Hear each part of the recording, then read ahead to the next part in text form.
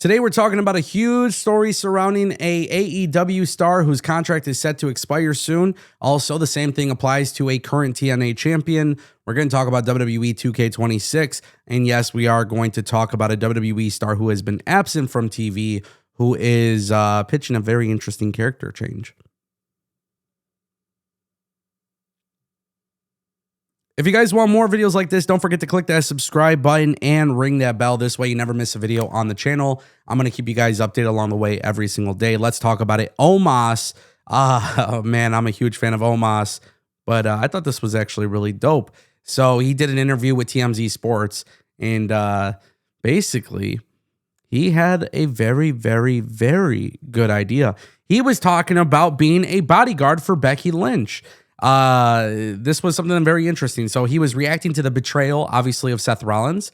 He obviously saw that Seth Rollins got written off television, and basically he has publicly offered his protective services to Rollins' wife, Becky Lynch, following the incident. Now, I'm not going to lie. I think this is actually a really dope idea. I think Omos is somebody who's incredibly talented for his size.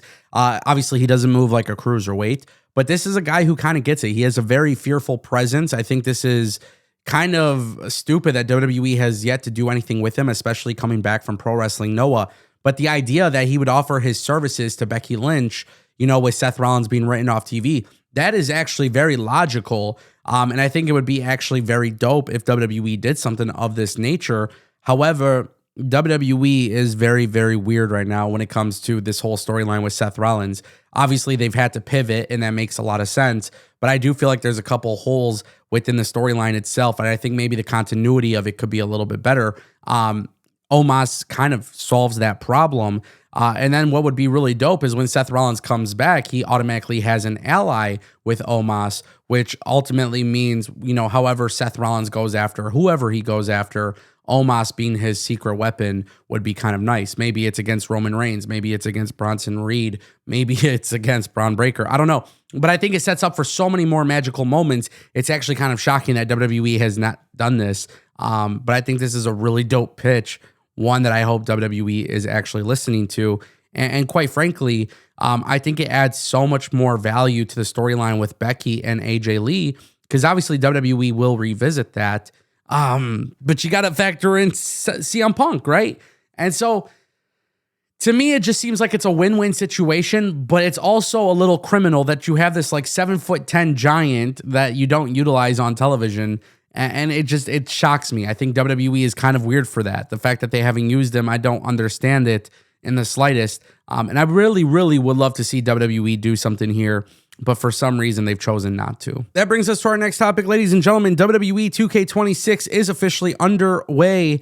It is in production. There's some news coming out around the game. PW Insider Elite has come out and reported that WWE has begun working on the game. Some superstars are already involved in the production process. Several WWE superstars have been recording lines for WWE 2K26. And while those specific names have not been disclosed, it is totally expected that these are mostly some of the top stars in the company. Now, Take-Two Interactive, which is the parent company for 2K, had confirmed the development of WWE 2K26 back in May of 2025. The game is expected to come out anytime next year, probably around WrestleMania, because that seems to be the new release window. There are rumors as to who's going to be on the cover, which Jey Uso is rumored to be on the cover. This image right here on the screen is just a fan-made image, but there does seem to be some legitimacy there. Obviously, with WWE 2K26 being in production, you have to wonder what this is going to mean for 2K long-term. I talked about this a couple weeks ago.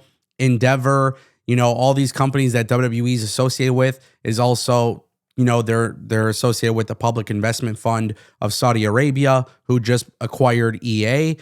You have to wonder if this means maybe WWE will eventually go to EA Sports. But I saw a lot of comments on that video, and a lot of people thought, okay, well, what about 2K26? Obviously, there's contracts for a reason.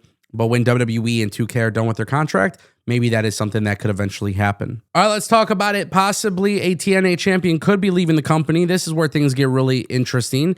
He's a former world champion for the company. Now he holds the TNA International Championship. We know according to Fightful Select, that his contract is indeed set to expire at the end of 2025.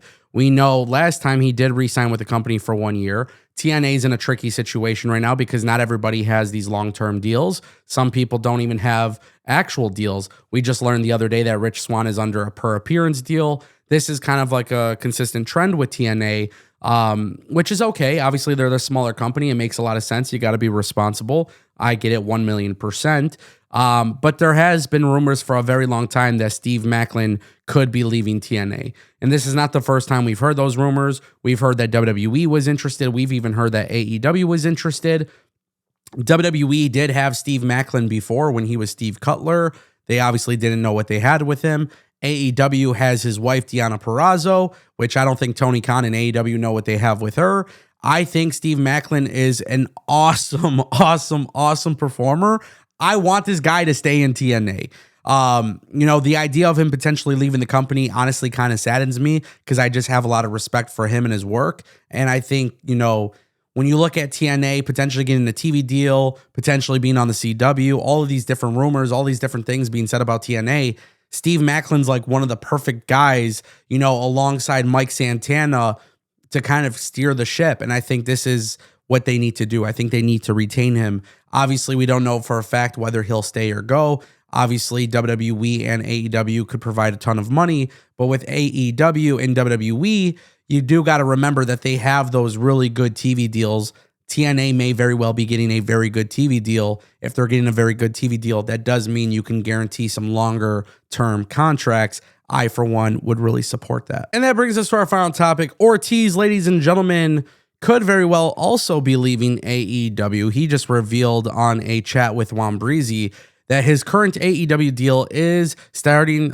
He stated that it's going to expire sometime next year. He does remain hopeful that he will remain with the company. But one thing that I thought was very interesting about this tidbit is that he actually revealed he is working backstage in AEW as a coach and as a producer, which has obviously been very beneficial to him. Now, Ortiz has not been used regularly in AEW television.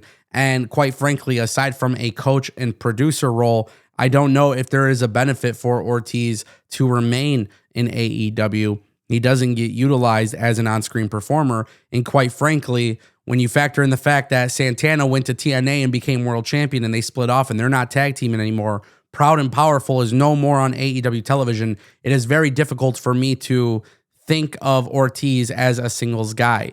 And I don't mean this in a disrespectful way, but to me, it was very clear that Mike Santana was always going to be the breakout guy. And it was always clear to me that Mike Santana was going to be a future world champion. And it was very, very evident when the tag team split up, it wasn't going to happen in AEW. So Mike Santana really benefited from leaving AEW to go to TNA.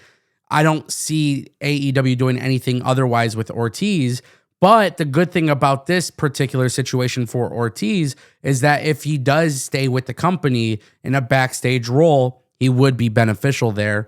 And that's a huge win. I think there's a lot of people who could live and learn from Ortiz and his whole situation. But in my personal opinion, man, this is kind of hard because his contract is going to expire. Tony Khan doesn't really release talent. It's very rare, but he does let talent out of their deals. You have to wonder if this is a scenario where Tony Khan feels like he gets a lot of benefits from keeping him. Quite frankly, I don't know the answer to that, but Tony Khan does.